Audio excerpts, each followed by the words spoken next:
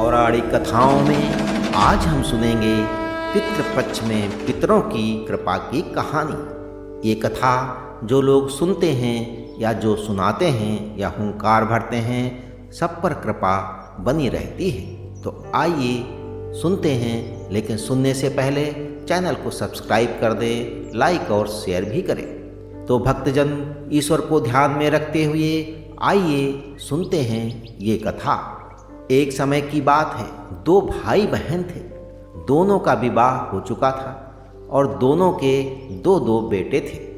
बहन विधवा हो चुकी थी और अपने भाई के घर में ही रहती थी और इस बात से उसकी भाभी बहुत नाराज रहती थी। ऐसे ही पितृपक्ष आया तो भाई बोला, मैं पितरों के तर्पण और पिंडदान के लिए गंगा जी जा रहा हूँ। ऐसा कहकर वो गंगा जी के लिए चला गया। भाई के जाते ही भाभी ने बाहर खेत में ननद और उसके बच्चों के लिए झोपड़ी डलवा दी। अपने बच्चों के साथ वो झोपड़ी में रहने लगी और सुबह शाम भाई के घर जाकर घर का सारा काम कर आती थी।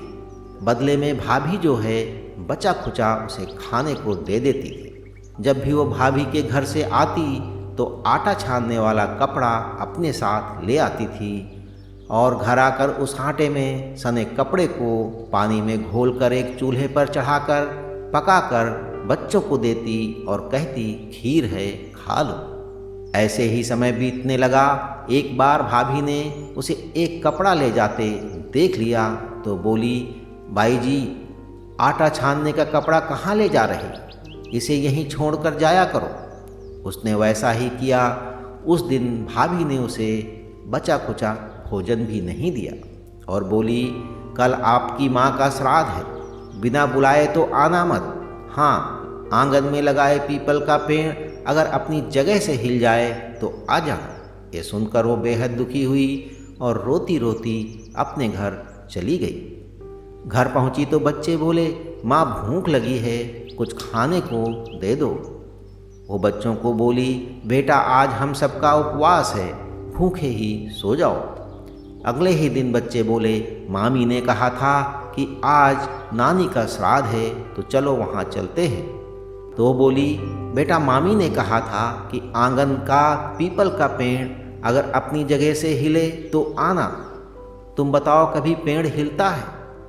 पत्ते हिलते हैं, टहनियाँ हिलती हैं, लेकिन कभी पेड़ को हिलते देखा है? उसने बच्चों को समझाया कि बिना बुलाए नहीं जाना चाहिए। शाम हुई तो उसके भतीजे आए और बोले, बुआ, माँ ने भोजन भेजा है। उसने देखा तो भोजन के नाम पर दो सूखी रोटियों के ऊपर थोड़े से चावल रखे थे।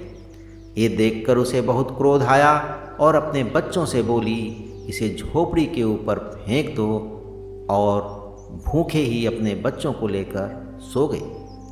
सारी रात माँ गंगा को याद करती रही और बोली, हे माँ गंगा, मेरे भाई की रक्षा करना, वो हमारी रक्षा करेगा। अगले दिन भाभी आई और बोली, बाई जी, कल तुम्हारे पिता का श्राद्ध है, बिना बुलाए आना मत, लेकिन आंगन का पीपल का पेड़ हिले तो आ जाना।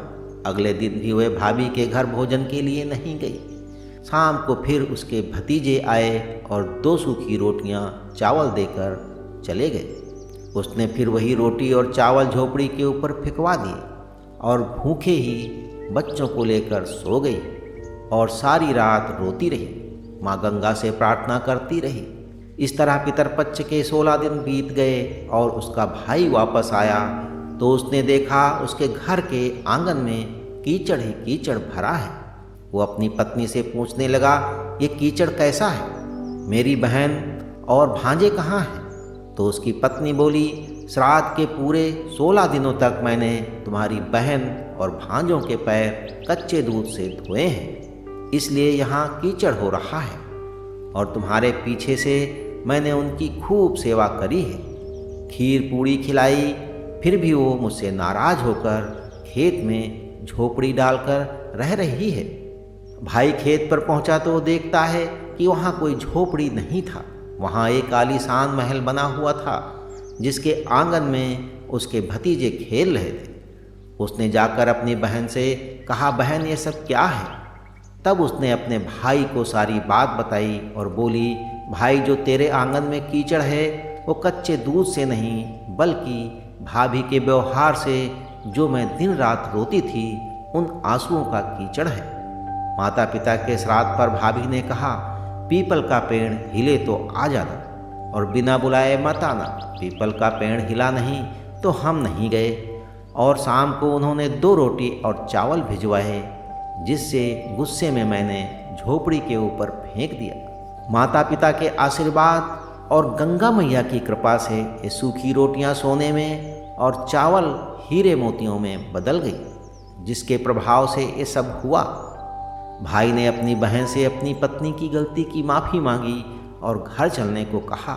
तब बहन बोली, भाई गंगा मैया ने तेरी रक्षा करी, तू हमारी रक्षा करेगा, लेकिन अब हम यहीं रहेंगे।